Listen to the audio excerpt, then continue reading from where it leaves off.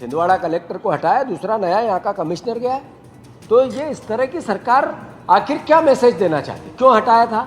जब इतनी भयावता चल रही थी तो जो कलेक्टर पहले से वहाँ पदस्थ था वो व्यवस्था को जल्दी से कंट्रोल कर सकता था, उसको हटा दिया। मतलब दो कारण हो सकते हैं, एक तो ये कि उसको और ज़्यादा उस पर आरोप प्रत्यारोप नहीं है, जिम्मेवारी तो कलेक्टर की भी थी, तो उसको वहाँ से हटा के ध्यान भटकाना, मतलब इधर हत्याएं हो रही और आप ध्यान भटकाने की प्रोसेस कर रहे हो। दूसरा, अब नया कलेक्टर आया, सर मैं तो कल ही आया हूँ सर, ये क्या मैसेज है इस सरकार का?